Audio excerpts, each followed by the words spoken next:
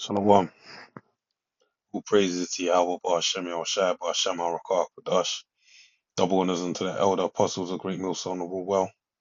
And shalom to the whole full let. This is Paya Allah. Title of this video will be determined upon the upload. But this is building up off the back of the video, another video dealing with what the ISUBK member, the young man that spoke down in Dallas in front of the GMS Dallas camp. All right. And you know, just building upon the importance of actually knowing what you're involved in and studying to show thyself approved. All right. So, this is one of the many things that lies is being perpetuated and, adding and taking away of the scriptures is being done. And ultimately is gonna, you know, these are stumbling blocks. All right. If you're not of the elect, they're gonna take you out of the way of the truth. All right, and have you following false teachers. All right.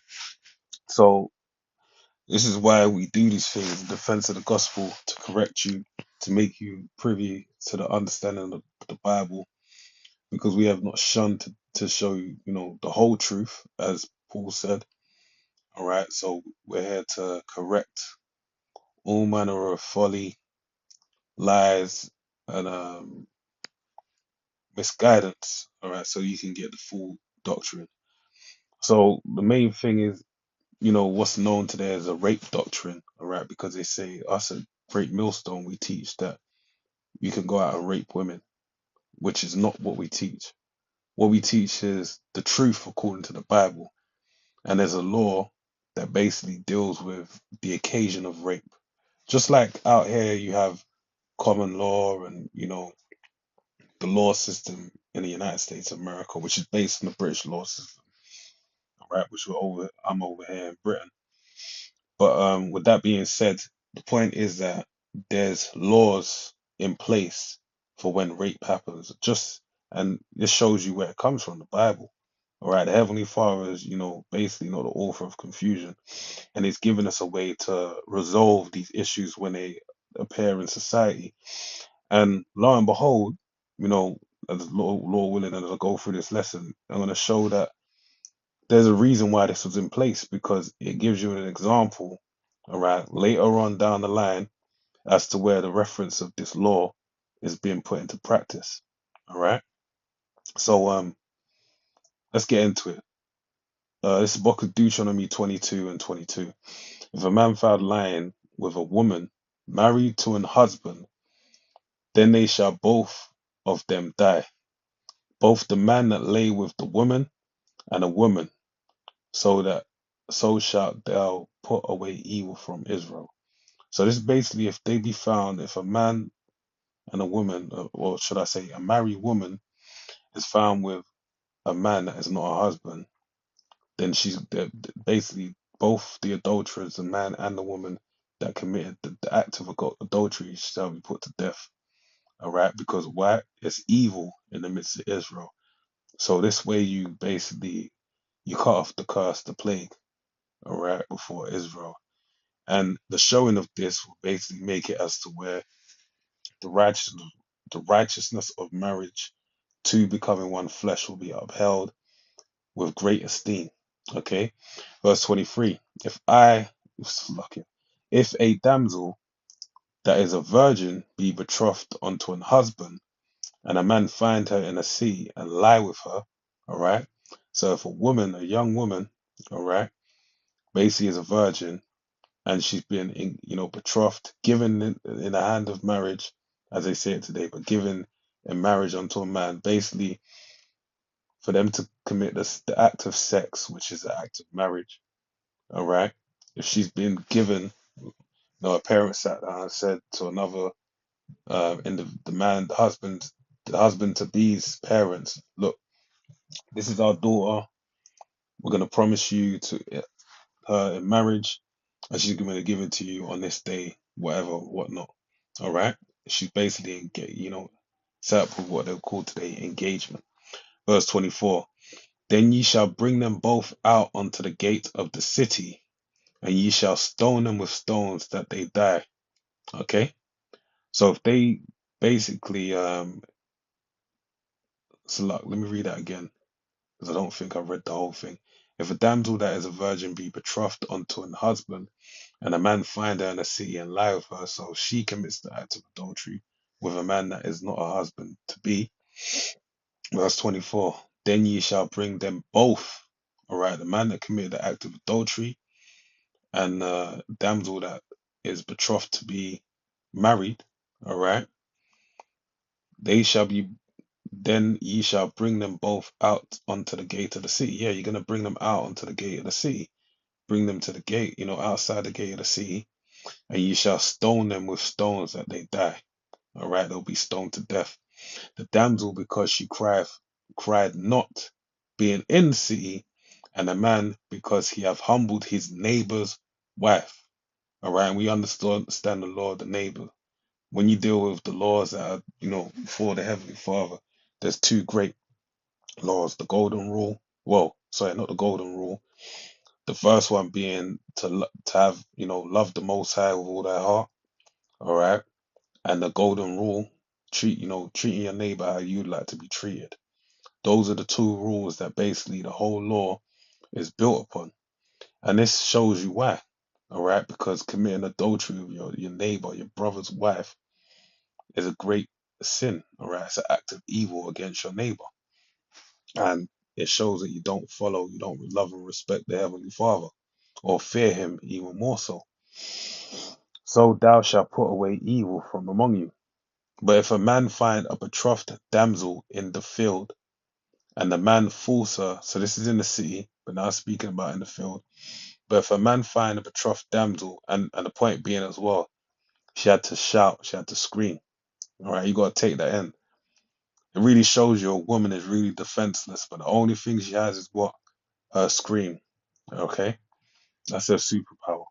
Verse 25. But if a man find a betrothed damsel in the field, and a man falls her, and lie with her, then the man only that lay with her shall die.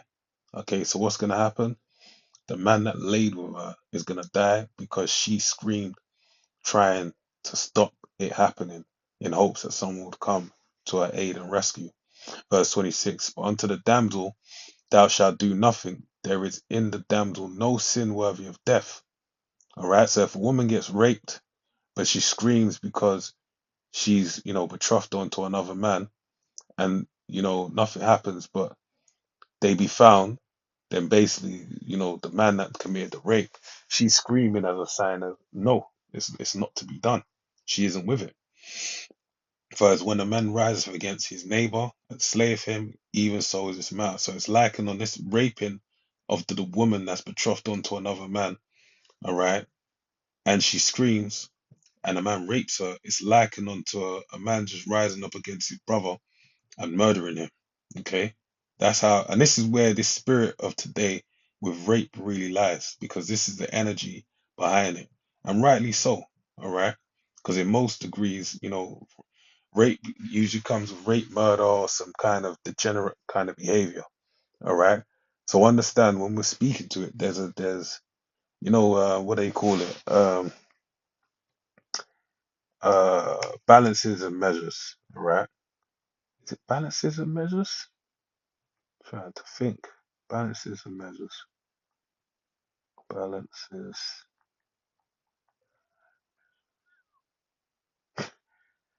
So scales and measures, I think it is. Weights and measures. Don't mind me, man. I'm just, when something's kind of bothering you in the mind. I think it is weights and measures. Mm.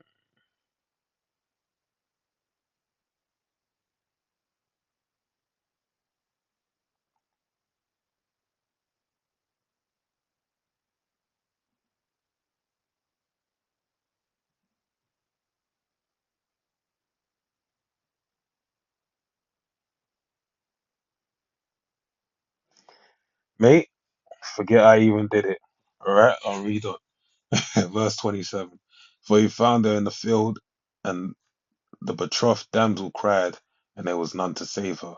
All right, now let's get to the main thing that, people tried, these wicked Israelite groups, should I say, all right, because they're being wicked when they call us child molesters, rapists, and things of that nature. That's not what we're saying. All right, we're reading the law. All right, and as Lord willing, as I go through the course of this lesson, you're gonna see and understand that why we're teaching this law. All right, the the relevance as to why it's being taught. All right, so it's Deuteronomy 22 and 28, 28 and 9. If a man find a damsel that is a virgin, which is not betrothed, and lay hold on her and lie with her, so this is a young woman that's a never not no one's husband, hasn't been promised to no man. All right, and the man just basically finds her and lays hold on her and lie with her. So he takes laying hold, he grabs her and lie with her and have sex with her, and they be found. She didn't scream. She liked what was happening, which, mind you, which I'll pull up that point in a second. One of the biggest desires of women goes into what we're speaking on. All right. And they be found, verse 29. Then the man that lay with her shall give her unto the then the man that lay with her shall give unto the damsel's father 50 shekels of silver. All right, I'm gonna have to read that again because I'm not sure if it's saying the correct thing. It didn't say he should be stoned to death. It didn't say that he should be hanged in the gallows. All right, it didn't say that he should be shot through the heart. It didn't say that he should be held at a stake and burned. Let's read again, verse 29. Then the man that lay with her shall give unto the damsel's father 50 shekels of silver. All right. And then what is it going to say? And she shall be his wife. All right. So he couldn't do the act of what they call today grape by seizing her, holding her up, then bedding her.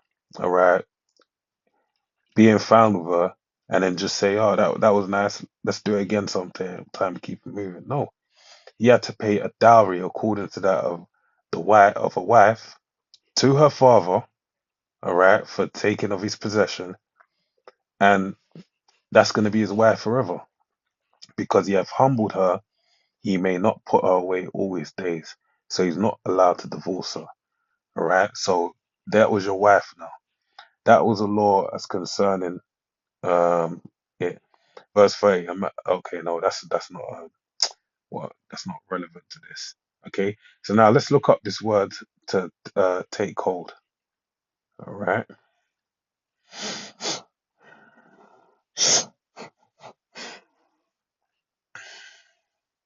lay hold.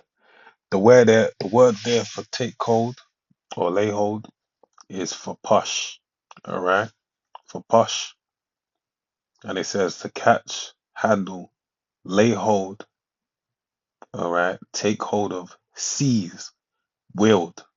All right, to lay hold of, seize. All right, someone can seize your. The police arrest you, and then what do they do after? They seize your possessions, depending on what kind of case it is. If they're seizing your possessions, that means they've taken away from you. All right, and it's the same thing. A man sees a woman in this situation, and he likes her. He seizes her. He's taking hold of her, and that's that. Arrest, as I just mentioned, that means that you're being arrested. What you say and do. They read you your Miranda rights. You can't just walk off and run away. You have been handcuffed and arrested. All right, you are in their possession. Catch a ball being thrown. If you catch it, it's now in your possession. All right, it's up to you to give it away or take. The ball can't do nothing. To grasp in order to wield, use skillfully, to be seized, be arrested, be caught, be taken, captured, to catch, grasp with the hands. All right, so that's really what it is right there. So we just, and this is what I'm gonna go into actually.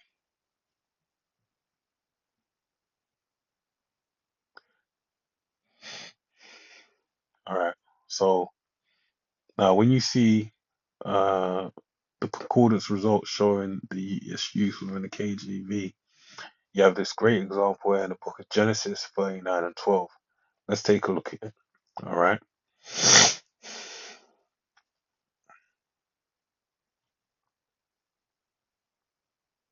Same word being used in a different capacity.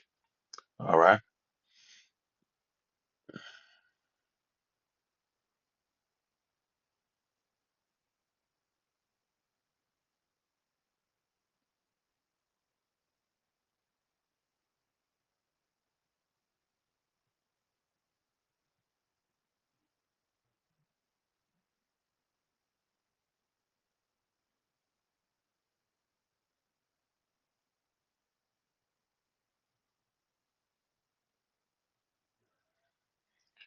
Now let's read this.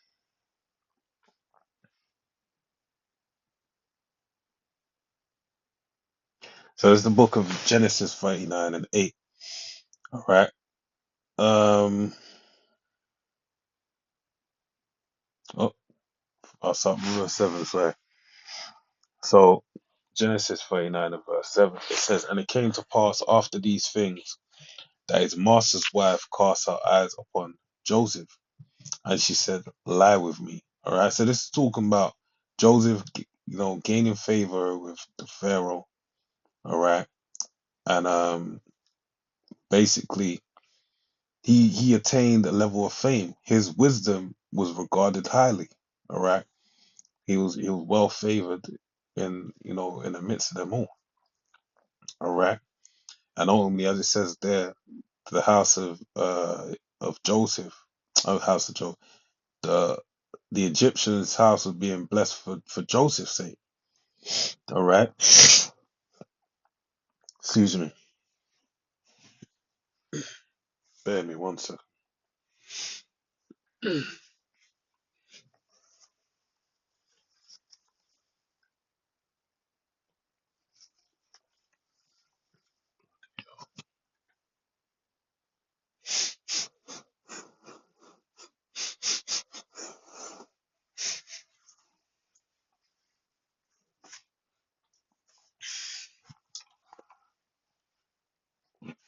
All right. So it says bum, bum, bum, bum, bum. Yeah. So you attain a level of fame, and then what comes with the fame? All right. And the blessing. Women hypergamy kicks in where women desire you more because they can see good things are coming your way. All right. She's basically looking at Joseph, even though she's with Pharaoh, the top guy. She can see that the real guy in the situation, the top man, is who? Joseph. Y'all what's up? All right. True to his name. All right. Y'all what's up? Not to, yeah, to add. All right. He added. He added, man. All right, verse 8. But he refused and said unto his master, so basically, let's read it again. So, and it came to pass after these things that his master's wife, Pharaoh, cast her eyes upon Joseph. She gave that look, the look, and she said, "Lie with me." All right, have sex with me. All right. But he refused and said unto his master's wife, "Behold, my master wotteth not what is with me in the house, and he hath committed all they have to my hand." All right. What if not? Let's look up this word. What if? Real quick.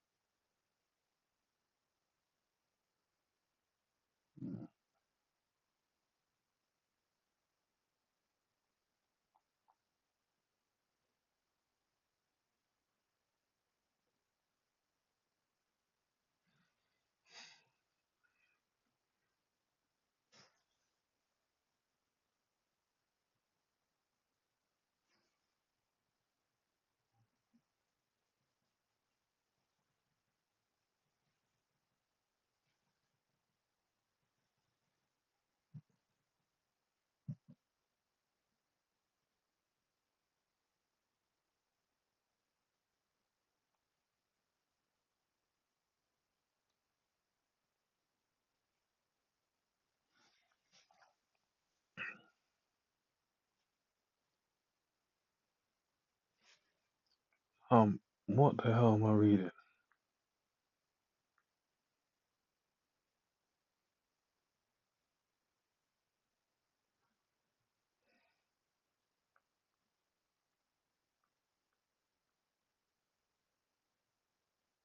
Yeah, die to know. Yeah, yeah, to know.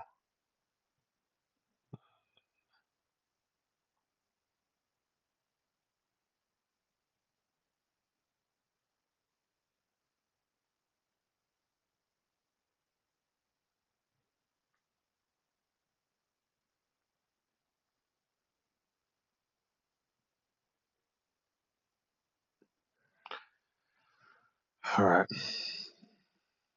So let's read it again. Verse 8. But he refused and said unto his master's wife, Behold, my master, what if not what is with me in the house? All right. Basically, he entrusted everything onto his hand. And they gave him, rulership over the house. And they have committed all that he have to my hand. There is none greater in this house than I.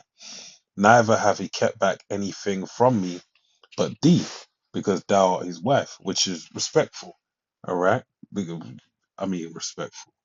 That is respectful, but which is as he should. That's his, how is he gonna share his wife? All right, and even Joseph wouldn't do that because it's adultery. How then can I do this great wickedness and sin against the Most High? All right, not even a sin against the Pharaoh, but against his power. And it came to pass as she spake to Joseph day by day, they hearkened not unto her. So this weren't you know, a one time thing. Her attraction towards him grew and grew and grew. All right. You could imagine Joseph was handling his business. He showed his wit. All right. He basically showed he was a man of great integrity, and that made it where she sought after him all the more. All right. And the rejection basically just made her desire it more. All right. Because as you can imagine, the Queen of Egypt, what happens? She can get anything. All right. And I'd imagine, hey, it may not have been her first rodeo doing something like this. She may have been taking pics with different guys within her kingdom just based upon a one-time experience. And then for her own luxury or pleasure, see their downfall and have them cast into prison. You know how women are, all right? Wicked women like this, okay? So verse 10, and it came to pass as she spake to Joseph day by day, they hearkened not unto her to lie by her or to be with her. So even more so, he didn't want to be left in the midst of her alone. All right. He stayed clear of her. Verse 11, it came to pass about this time that Joseph went into the house to do his business, and there was none of the men of the house there within. And she caught him by his garment. All right. This being the main verse as to why I'm reading it. And she caught him by his garment, saying, Lie with me. So what she did here is basically action for action what we read in the book of Deuteronomy, the 22nd chapter. All right. He was caught by the garment. She grabbed him by his garment so he couldn't go nowhere. She seized him and then she said, Lie with me. All right. And he left his garment in her hand and fled and got him out. So that shows you the intensity into which she wanted to lie with him to the point where his garment was left. All right. He ran out of the seams of his garment to get away from laying down with this woman. So you can imagine he was only in his underwear. All right. His loincloth and whatnot, running away from her. But that shows you she more or less raped his garment. All right. And all that was left was the lying. All right. Which was adultery, which he didn't do, obviously. Okay. But that being the point, so let's go back to Deuteronomy 22 and read what happened so we can see the mirroring of the two scriptures. So this is Deuteronomy 28, 22, and 28. All right. If a man find a damsel that is a virgin, which is not betrothed, and lay hold on her and lie with her, which is what Pharaoh's wife did. All right. She laid hold on him And she caught him by his garment, laid hold on him by his garment, saying, lie with me. And the NLT, what did it say? She came and grabbed him by his cloak and demanded, come and sleep with me. Joseph tore himself away, left his cloak in her hand as he ran from the house. Verse 28. If a man find a damsel that is a virgin which is not betrothed, and lay hold on her, and lie with her, and they be found, then the man that lay with her shall give unto the damsel's father 50 shekels of silver, and she shall be his wife, because he hath humbled her. He may not put her away all his days. Right? So let's now see this law in the field. All right? Because there was a straight up application of this law that we see play out within the scriptures. And I'd like to see this be explained by those in ISUPK, IUIC, and all those that basically scoff at the idea of this law. All right, breaking down what you ought to do in case of rape. Okay, so it's the book of Judges 21. I'm going to start from verse 6. I thought so. And read down. All right, read into it. And the children of, actually, I might not have to do that actually.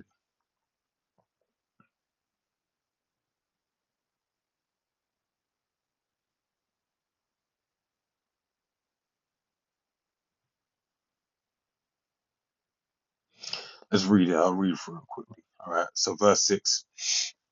And the children of Israel repented from them for Benjamin their brother, and said, there is one tribe cut off from Israel this day. How shall we do for wives for them that remain, seeing they have sworn by the Lord Jehovah that we will not give them of our daughters to wives? All right, so this is basically following after the civil war that popped off in the land due to um the whole thing with the Levi and his damsel, and then them having three battles, and Benjamin getting the better of the children of Israel the first two times. But on the last time, they basically got subdued to the point of a few hundred men being left. And they now need to rebuild little Benjamin into a formidable tribe as it once was. Verse 8, all right. They said, what one is there of the tribes of Israel that came not up to Mizpah to the Lord Jehovah? And behold, there came none to the camp from Jab Jabesh Gilead to the assembly. For the people were numbered, and behold, there were none of the inhabitants of Jabesh Gilead there. And the congregation sent thither 12,000 men of the valiantest, and commanded them, saying, go and smite the inhabitants of Jabesh Gilead with the edge of the sword, with the women and the children. And this is the thing that ye shall do. Ye shall utterly destroy every male and every woman that have lain by man. And they found among the inhabitants of Jabesh Gilead 400 young virgins that had known no man by lying with any male. And they brought them unto the camp to Shiloh, which is in the land of Canaan.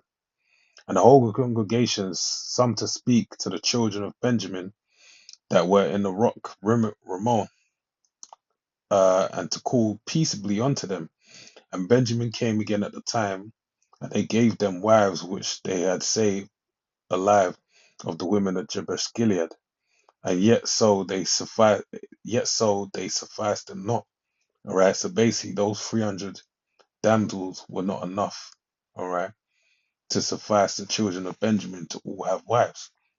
And the people repented them for Benjamin, because that the Lord Jehovah had made a breach in the tribes of Israel. All right. And the elders of the congregation said, how shall we do for wives for them that remain, seeing the women are destroyed out of Benjamin? And they said, we must be an inheritance for them that be escaped of Benjamin, that a tribe be not destroyed out of Israel. Howbeit we may not give them them wives of our daughters. For the children of Israel have sworn, saying, Cursed be he that giveth a wife to Benjamin. Then they said, Behold, there is a feast of the Lord in Shiloh yearly in a place which is on the north side of Bethel, on the east side of the highway that goeth up to Bethel to Shechem, and on the south of Lebanon. Therefore they commanded the children of Benjamin, saying, Go and lie in wait in the vineyards, and see, and behold, if the daughters of Shiloh come out to dance in dances, then come ye out of the vineyards, and catch you every man his wife of the daughters of Shiloh, and go to the land of Benjamin. All right. So this right here is basically, grape. All right. I'll read it again. Verse 20, Judges 21:21. And see, well, I'll start from verse 20, sorry. Therefore they commanded the children of Benjamin, saying, Go and lie in wait. All right. Hide out in the vineyards and see. So wait until look, you know, and behold, if the daughters of Shiloh come out to dance in dances, all right, then come ye out of the vineyards, jump out the bushes, and catch, lay hold, seize, arrest you every man his wife of the daughters of Shiloh. So catch your wife, grab you a woman to make a wife, and go to the land of Benjamin. All right.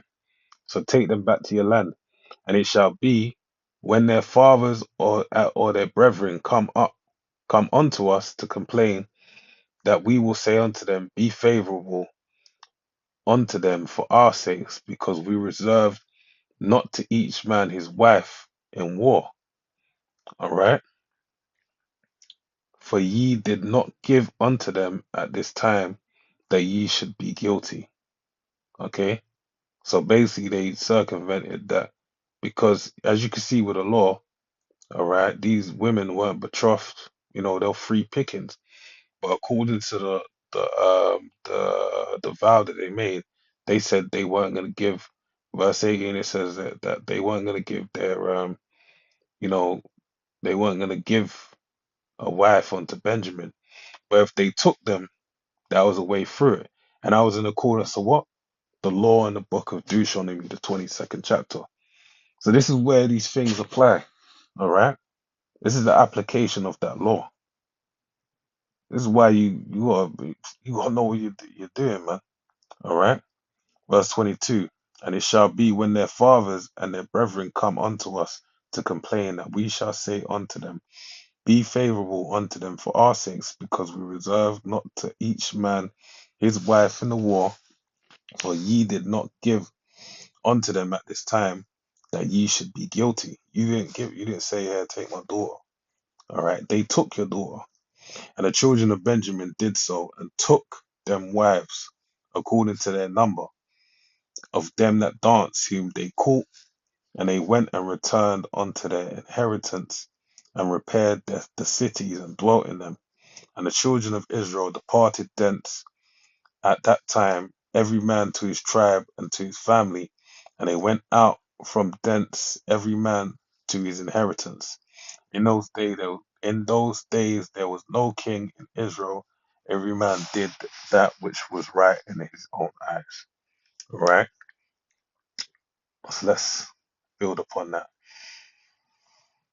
because now someone may say, so you're saying you can just go out and that's definitely not what I'm saying, nor anyone in GMS is saying. All right. But I mean, this we have to understand what time we're in. All right. So this is the book of First Corinthians, chapter 6, verse 12. Right. All things are lawful unto me. So to do what it says in Deuteronomy is actually lawful. It's the will of the Heavenly Father. Okay. But let's read on. But all things are not expedient. All right. All things are not expedient. Let's look up the word there for expedient. Let's get more clarity on that word.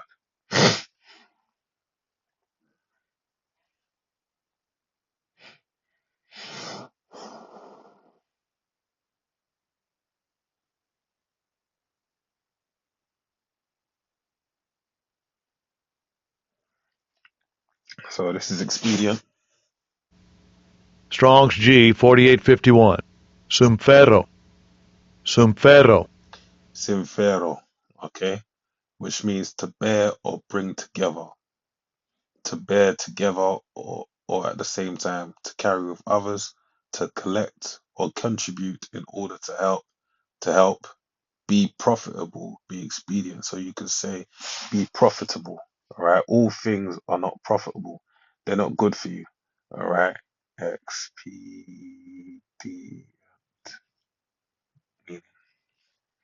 All right. Expedient. It says convenient or practical, although possibly improper or immoral. All right. A means of attaining an end, especially one that is convenient, but possibly improper or immoral.